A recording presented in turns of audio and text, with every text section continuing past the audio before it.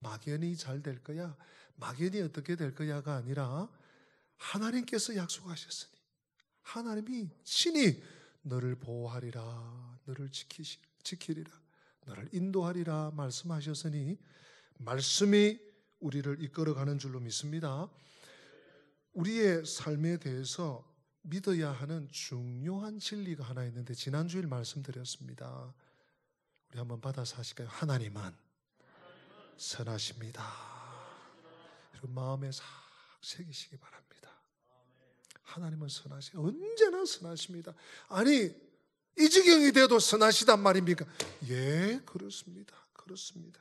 안 좋게 보이는 일도 막 배배 꼬여서 이거 어떻게 될지 전혀 알 수 없는 상황에서도 하나님은 선하신 줄 믿고 의지하시고 바라시고 기도하시고 감사하시기를 다시 한번 축복합니다. 우리 다니엘과 세 친구 보셨잖아요. 유다 땅에서 귀족입니다. 왕족입니다. 머물러 있어 봐야 웅덩이, 물웅덩이에요. 물웅덩이. 조그마한 저수지예요. 예. 나라가 폭망했습니다. 그래서 포로로 노예로 붙잡혀 갔지만 그곳은 태평양 바다 같은 곳이었어요. 다 넓은 길로 하나님께서 이끌어 가셨습니다. 내가 보기에 또 내 경험상 야 이거는 완전히 꼬여도 완전히 꼬였다 싶어도 하나님은 선하시기 때문에 우리를 최상의 길로 최선의 길로 인도하시는 것입니다. 사랑하는 성도 여러분, 하나님의 뜻이 우리의 삶의 기준이 되어야 합니다. 우리 인생에서 가장 중요한 것이 무엇일까요, 여러분? 무엇이라고 생각하십니까? 내 인생에서 버킷리스트가 아니라 내 인생에서 하여튼 가장 소중한 거. 여러분 한 번쯤은 생각해 보시기 바랍니다. 성경은 신약과 구약을 통틀어서 이 땅을 사는 인생의 가장 소중한 것은 하나님의 뜻을 아는 것이라고 말씀하고 있습니다. 우리 로마서 12장 2절 말씀 잘 아시지 않습니까? 우리 로마서 12장 2절 말씀 같이 한번 읽습니다. 시작. 너희는 이 세대를 본받지 말고 오직 마음을 새롭게 함으로 변화를 받아 하나님의 선하시고 기뻐하시고 온전하신 뜻이 무엇인지 분별하도록 하라. 아멘. 하나님의 뜻을 아는 것. 하나님의 뜻은 선하시고 기뻐하시고 온전하신데 그 뜻을 아는 것이 성도의 본분이고 성도의 삶에서 가장 중요한 것입니다. 가장 중요한 것이에요. 특별히 우리가 매일 그러해야 되지만 특별히 어떤 일들을 결정해야 하는 중요한 순간에 또는 룰루룰루 걸어갔는데 갈림길이 생겼어요. 왼쪽으로 가나 오른쪽으로 가나? 하나님의 뜻을 분별하지 못하면 그 시간 이후의 삶은 책임질 수 없습니다. 오늘날 이 시대를 혼돈의 시대, 이 현대 사회를 일컫는 여러 가지 표현과 용어들이 있지만 요즘 떠오르고 있는 단어가 뷰카 시대입니다. 뷰카는 그 영어 알파벳 그 첫 글자 VUCA를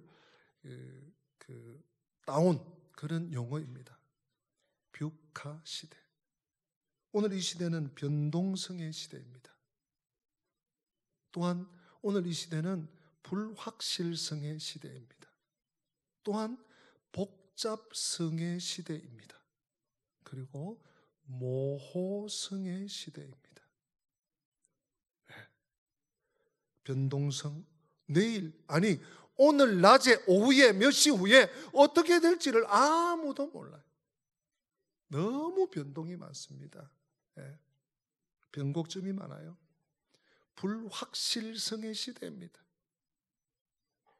확실한 게 아무것도 없어. 내일에 대해서 확실한 게 아무것도 없어. 1년 후를 책임질 수 있는 사람이 아무도 없어. 불확실성의 시대입니다. 그리고 얼마나 복잡한지 몰라요. 과거에 나만 그냥 선한 마음으로 나만 좋은 뜻에서 그렇게 하면 되는 세상이 아닙니다. 뒤통수를 치고 옆통수를 치고 윗통수를 치는 것이 오늘 시대입니다. 잡성의 시대입니다. 그런가 하면 자기 자신을 이렇게 드러내기를 굉장히 모호한 시대입니다. 뷰카 시대. 여러분, 이 뷰카의 혼란의 시대를 돌파하는 비결이 뭘까요? 저는 한 가지 있다고 봅니다. 하나님의 뜻을 분별하는 것입니다. 하나님의 뜻을 알고 하나님의 길에 설 때 하나님께서 인도하시고 도우시고 책임지시기 때문입니다. 아무도 그 누구도 이 뷰카 시대를 예견할 수 없습니다. 자신할 수 없습니다. 나는 괜찮아, 나는 이길 수 없어. 저만 해요. 사랑하는 성도 여러분, 우리가 이런 시대, 이런 광야 같은 시대를 살고 있습니다. 사실 다니엘이, 요셉이, 성경에 하나님의 위대한 인물들이 우리와 똑같은 이 뷰카 시대를 사실은 살았어요. 다니엘 얘기로 좀 다시 오늘 본문으로 돌아와 보겠습니다. 사실 다니엘이 포로로 붙잡혀 왔지만 잘 되었습니다. 이걸로 끝나나 싶었는데 하나님께서 다니엘과 세 친구를, 또 뭐 다른 사람들도 있겠지만 바벨론 나라의 왕 느부갓네살이 직접 세운 왕립학교에 입학을 시켰어요. 여러분, 이 정도면 대단한 거 아닙니까? 왕립학교. 오늘날 그 왕이 있는 제도, 뭐 일본에도 왕이 있고, 뭐 영국도, 저 스웨덴 이런 데 왕들이죠. 제가 아는 그 영국에 있는 왕립학교가 있어요. 그 학교는 아무나 못 들어갑니다. 돈 있다고 들어갈 수 있는 게 아니에요. 이 레벨이 달라요. 하물며 지금부터 2500년 전입니다. 그 당시 패권을 쥐고 있는 온 세계의 왕이라고도 할 수 있는 느부갓네살이 세운 왕립학교, 그 학교에 떡 입학을 했습니다. 이 정도 되면, 물론 하나님께서 하신 일이지만 이 정도 되면 다니엘이 왕 앞에 고개를 숙이고, 또 이 제도에 대해서 너무너무 감사해하고, 야, 내가 이런 혜택을 받다니 이러면서 좀 돼야 될 거예요. 이런 상황에서 뭐 밥이 어떻다느니, 기숙사가 뭐 비좁다느니 이런 얘기를 할 수 있는 그런 지금 상황이 아니에요. 만약 그렇게 하면 찍혀요. 이것 봐, 잘해주니까. 이게 뭐 노예 주제에 포로로 끌려와서 죽어도 10번, 12번 더 죽은 주제에 이거 잘해주니까 이거 안 되겠네, 영 안 되겠구만, 꺼내, 이럴 수 있습니다. 은혜를 모르고 말이야 나대긴 하고 못 쓰겠구만. 관리들에게 찍힐 수 있습니다. 이런 인상을 주면 앞길이 탁 막힐 수 있습니다. 남의 나라에서 이제 조금 요렇게 하면 되나 하고 문틈 사이로 빛이 조금 들어왔는데, 이거 뭐 이랬다 저랬다 왜 이러나 뭐 이러면 문이 쾅 닫힐 수 있습니다. 닫힐 수 있습니다. 그런데 오늘 본문에 보면 다니엘이 그러고 있습니다. 우리 8절 한번 보십시다. 8절입니다. 시작. 다니엘은 뜻을 정하여 왕의 음식과 그가 마시는 포도주로 자기를 더럽히지 아니하리라 하고 자기를 더럽히지 아니하도록 환관장에게 구하니. 아멘. 다니엘이 뜻을 정했습니다. 근데 어떤 뜻을 정했나 하면 왕이 그 밑에 보면 먹는 음식도 지정을 해줍니다. 야, 지금 우리 왕립학교에 입학한 얘들은 아주 각 나라의 인재들이야. 그러니까 좋은 거 먹여야 돼. 혹시라도 장염 걸리거나 이렇게 독감 걸리면 안 돼. 그러면서 왕이 지명해서 주는 음식이 있습니다.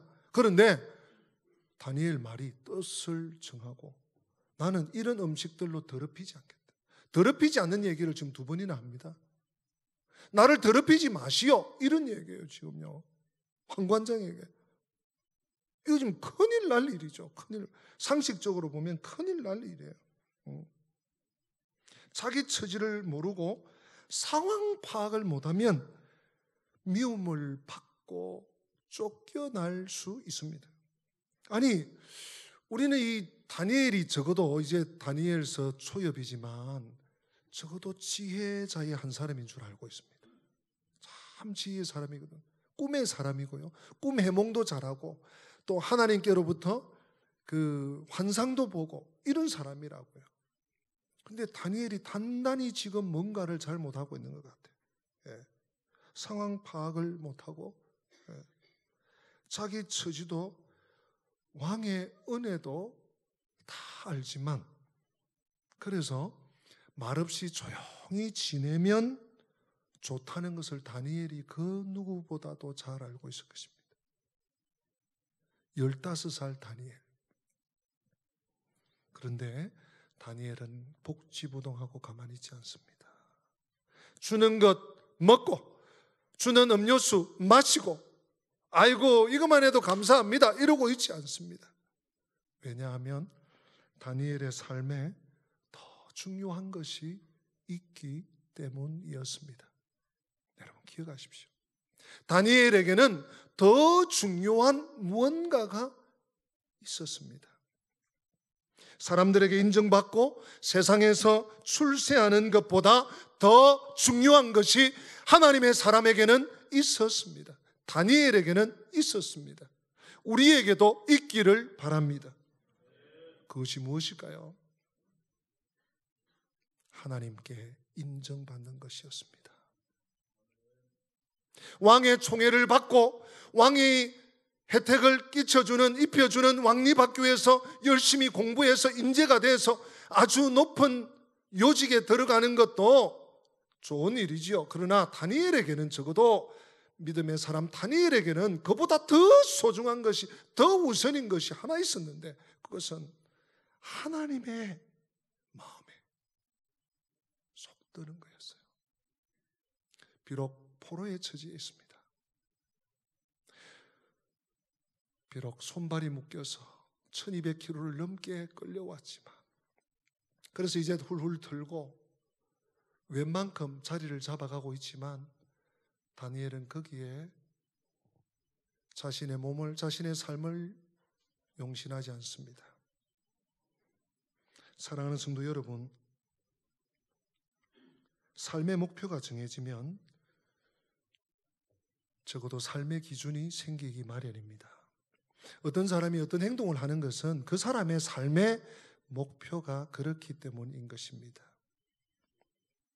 그 사람의 말을 들어보면 그가 무엇을 추구하고 있는지를 볼 수 있고 가늠할 수 있고 알 수가 있는 것입니다. 그래서 삶의 목표가 분명해지면 어렵다고 해서 그 길을 쉽게 포기하지 않습니다. 혹은 야 그러지 마, 그래 안 그래도 돼 이러고 유혹하고 끌어내리려고 할 때 쉽게 넘어가거나 덥석 그래 아이고 좀 편하게 하자 이렇게 물지 않습니다. 느부갓네살 왕이 베푸는 총 그 자체도 좋습니다. 또 왕립학교에서 교육을 잘 받고 훈련받고 명성도 얻고 실력도 쌓아서 앞으로 열릴 미래는 더 좋을 것입니다. 쉽게 자신의 생각을, 그것도 포로 주제에 남의 나라에서, 그것도 피교육생으로 쉽게 자기의 생각을 이렇게 밝히고 공포하고 주장한다는 것은 쉬운 것이 아닙니다. 여러분 어떻습니까?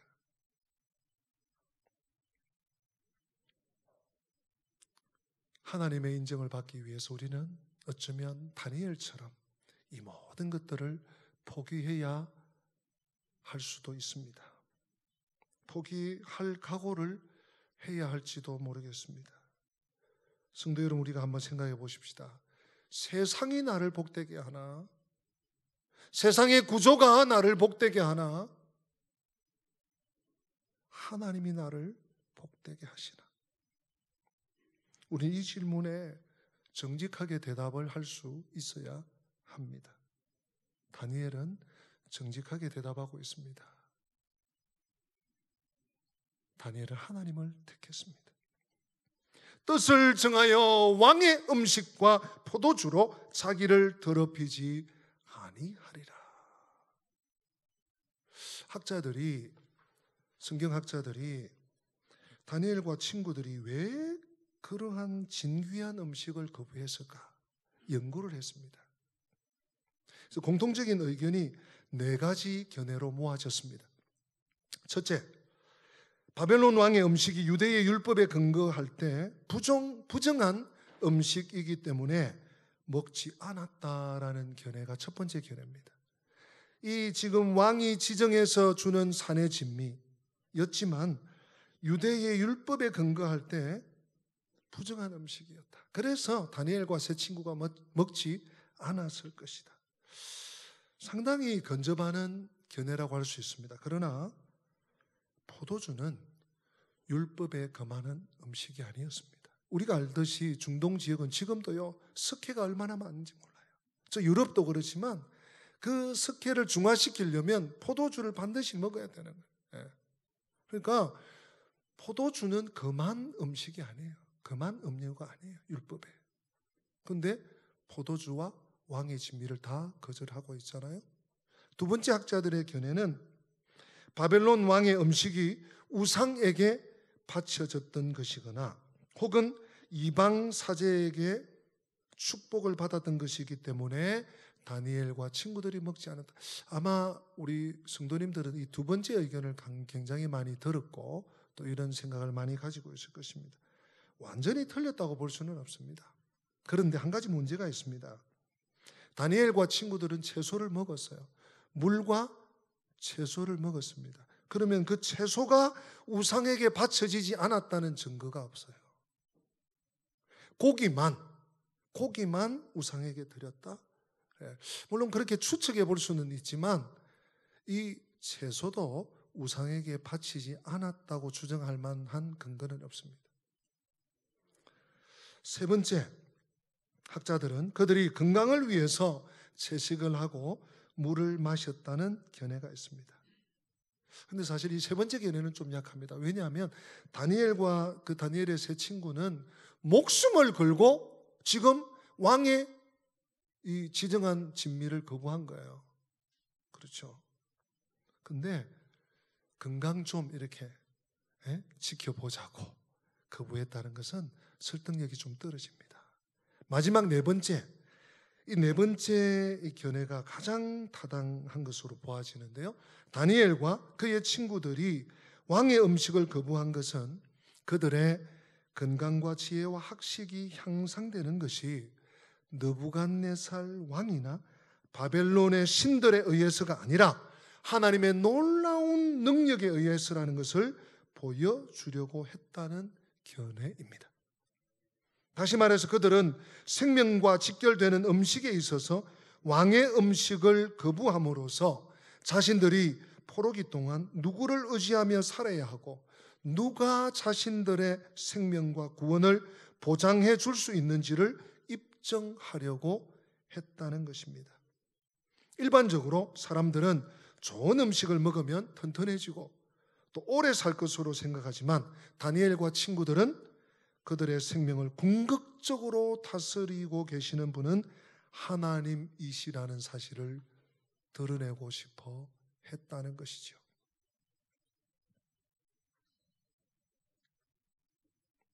뜻을 정하여 왕의 음식과 포도주로 자기를 더럽히지 아니하리라 했습니다. 사랑하는 성도 여러분, 다니엘이 이런 참 숭고한 뜻을 품은 거예요. 우리가 뜻을 정하면 하나님이 도우시는 줄 믿으시기 바랍니다. 아예 이 시대를 살면서 뜻도 안 정해. 아이고 뭐 다른 사람들 하는 거 봐서 아이고 뭐 내가 뭐 나라고 뭐 그게 아닙니다, 여러분. 뜻을 정할 때 순종의 한 걸음을 딱 디딜 때 하나님께서 보호하시고 도와주시고 구름으로 불로 인도하시는 것입니다. 성도 여러분, 하나님은 거룩하십니다. 우리가 더러워지면 거룩하신 하나님은 함께 하실 수가 없어요. 거룩이 손상당하면 하나님이 아무리 사랑의 하나님이라도 우리와 함께 하실 수가 없는 것입니다. 예수를 믿어도 삶의 목표가 선명하지 않으면 세상을 쫓게 됩니다. 세상을 쫓다가 결국은 세상의 포로로, 세상의 노예로 전락되어 일생을 헤매며 살게 됩니다.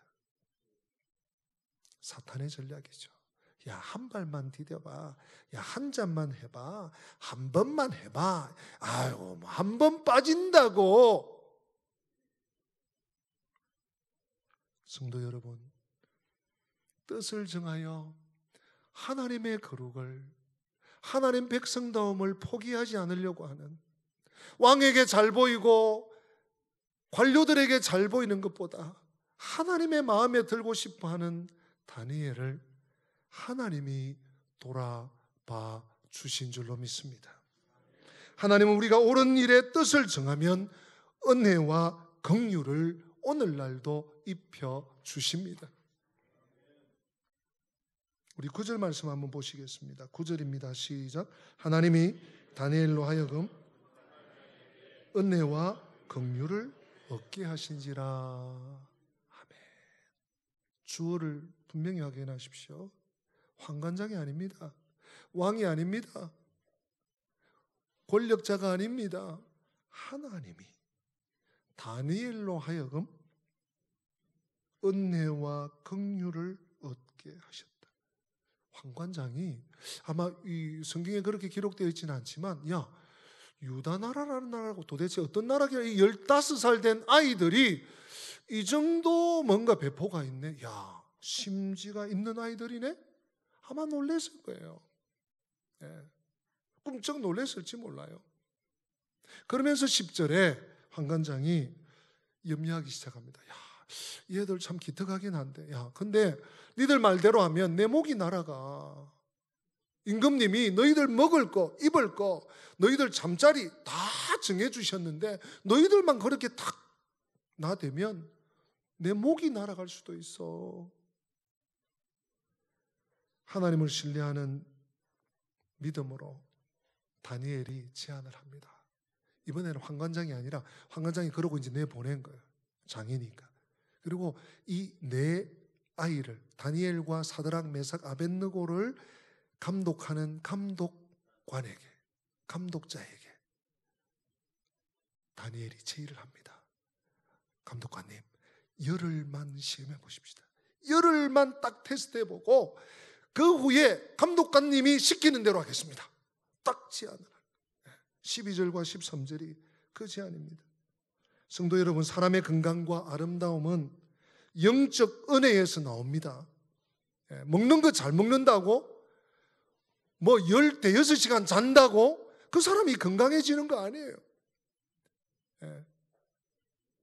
요한 3서 2절에 내 사랑하는 자여 내 영혼이 잘됨같이, 내 영혼이 잘됨같이 내가 범사가 잘되고 강건하기를 내가 간구한다. 영혼이 잘될 때 육신도, 내 마음도, 또 건강도, 하는 일도 잘 되는 것입니다. 마음에 건강해야 우리 육신도 빛이 나는 거죠. 시험 결과가 뭡니까? 아니, 누가 봐도, 제3자가 봐도 다니엘과 그 세 친구가 훨씬 빛이 나는, 훨씬. 여러분 한번 보십시다. 오늘 본문 15절 말씀이에요. 15절 시작. 열흘 후에 그들의 얼굴이 더욱 아름답고 왕의 음식을 먹는 다른 소년들보다 더 좋아 보인지라. 아멘. 보세요. 얼굴이 더욱 아름답고 살이 더욱 윤택하고 더 좋아 보이는. 여러분, 물이 좋아서 그럴까요? 채식의 힘일까요? 또 이 본문 보고 오늘 또 은혜를 잘못 받아가지고, 야, 좋은 물 사 먹어야 되겠다. 스파클링인가 뭐, 아닙니다. 네. 채식, 물론 채식 뭐 나쁘지 않습니다. 그러나 그게 아니에요. 이 10일 열흘이라는 기간은 음식이 신체에 어떤 영향을 미치는지 검사하는데 충분한 기간이 될 수 있습니다. 이 감독하는 자가 10일 후에 보니까 이 소년들 다니엘과 세 친구의 얼굴이 훨씬 더 윤택한 거예요. 다시 한번 말씀드립니다. 분명히 이것은 채식과 물 마심의 결과가 아니라는 것을 기억하십시오. 이것은 전적으로 하나님의 은혜를 베푸신 결과인 줄로 믿습니다. 하나님은 자연 질서를 존중하십니다. 귀히 여기십니다. 그러나 때로 초자연적인 역사를 일으키십니다. 특히 하나님의 뜻대로 살기로 다짐하는 자들에게, 그런 성도들에게, 믿음의 사람들에게 하나님은 놀라운 은혜를 베푸시는 것입니다. 다니엘서 1장에 이제 막 다니엘서를 시작한 우리들에게 내 사랑하는 자녀들아, 성도들아, 내 아들, 내 딸들아, 나는 이런 자에게 은혜를 베푼다. 뜻을 정하는 자에게, 뜻을 정하여 믿음으로 살려고 하는 자에게 하나님이 도와주신단다. 오늘 우리에게 강력하게 말씀하고 있습니다. 대부분 그냥 신앙생활은 신앙생활이고, 사회생활은 사회생활이고, 교회는 교회고, 직장은 직장이고, 교회는 교회고, 학교는 학교고, 그렇게 묻어갑니다. 사람 눈치, 세상 흐름 따라서 흘러갑니다. 그게 편안합니다. 그게 큰 무리 없어 보입니다. 사랑하는 성도 여러분, 오늘 다니엘의 두 번째 이야기 앞에서 나에게 가장 중요한 것은 무엇인가? 왕립학교의 교정에서 왕립학교라는 최첨단, 당시로서는 최첨단 시스템 안에 들어있는 수혜를 입는 한 사람으로서 적어도 다니엘에게서 그 인생의 최고로 중요한 것은 하나님이셨습니다.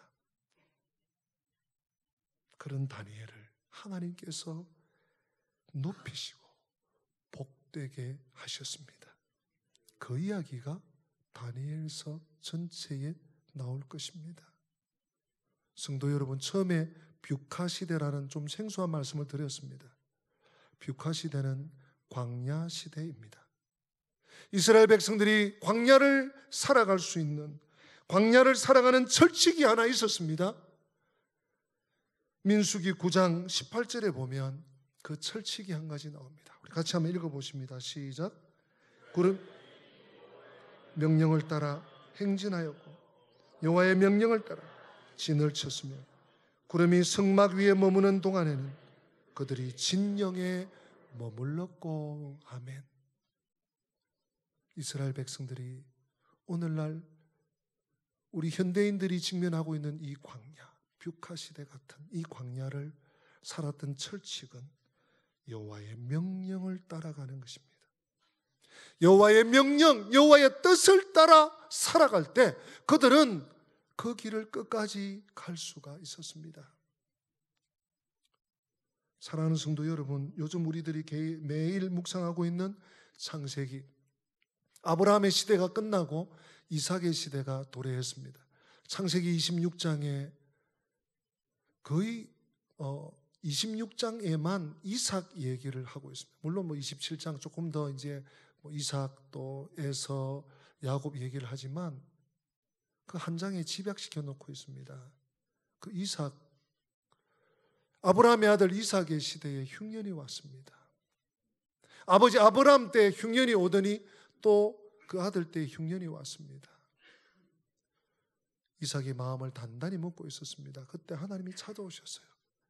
얘야, 이삭아, 너 이 땅을 떠나지 말아라.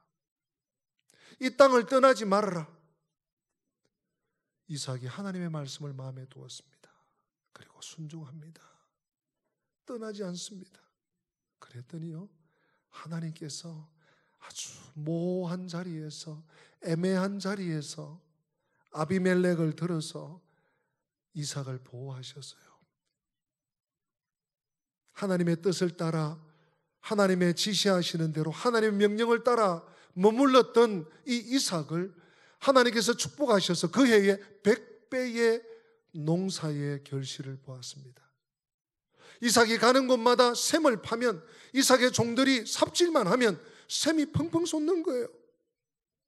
블레셋 사람들은 1년 12달 곡괭이질을 해도 샘물은 고사하고 물 한 방울 나오지 않는데 이삭의 종들은 파면 물이 나옵니다.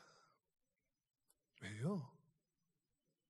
하나님의 명령을 따라, 하나님의 지시를 따라, 하나님의 뜻을 따라 하나님을 앞세우고 살아갈 때 하나님께서 책임져 주셨습니다.